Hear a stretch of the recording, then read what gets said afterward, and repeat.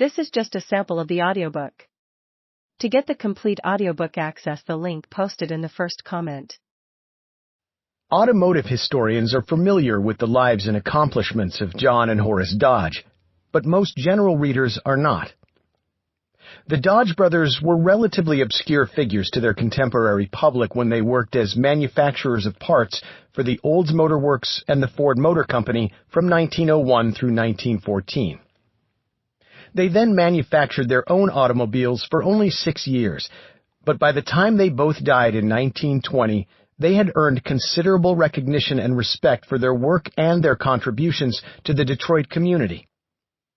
Unlike Henry Ford, who developed an apparatus to promote and control his public image, the Dodge brothers preferred that people knew them through the Dodge brothers automobile. They were an important force in Detroit society, mainly in the 1910s, when they both played an active role in politics, civic service, and philanthropy. Two popular histories of the John and Horace Dodge families published in the 1980s were the first full-length books on the Dodge brothers, but neither focuses primarily on the automotive story. Only 1/3 of the first history, Jean Mattern Patrone and Joan Potter Elwart, the Dodges, the Auto Family Fortune and Misfortune, focuses on John and Horace Dodge. Roughly half the second volume, Caroline Latham and David Agresta's Dodge Dynasty, the Car and the Family That Rocked Detroit, examines their lives and accomplishments. Both chronicle the lives of 4 generations of the Dodge family.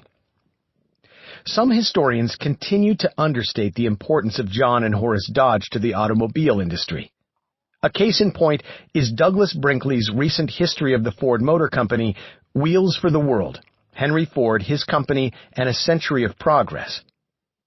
Brinkley contends that in 1903, Dodge brothers supplied the fledgling Ford Motor Company with bare-bones, untested engines for Ford's Model A and nothing else. For the first 3 years of Ford Motor Company's operation, Dodge brothers supplied Ford with the entire Ford automobile, except the wheels, tires, and bodies. Brinkley views Dodge brothers merely as an insignificant, marginal supplier to the Ford Motor Company. This is the story of 2 small-town machinists who became enormously successful automobile manufacturers in the early years of the Michigan auto industry.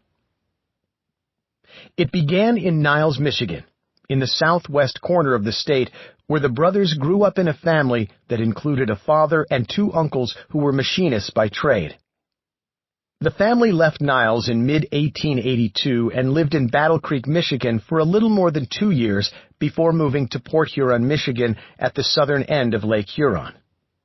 They remained in Port Huron for 2 years before moving to Detroit in late 1886. Their father, Daniel Rugg Dodge, was in effect an itinerant machinist after the family left Niles. John and Horace Dodge worked in Detroit and in Windsor, Ontario, directly across the Detroit River from late 1886 until they established their own machine shop, Dodge Brothers, in 1900 in Detroit.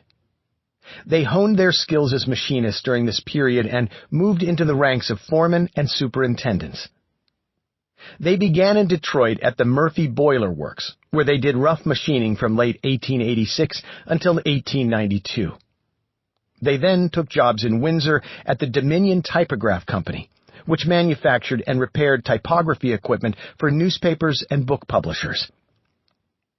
The work at Dominion Typograph involved precision machining, which was new to them.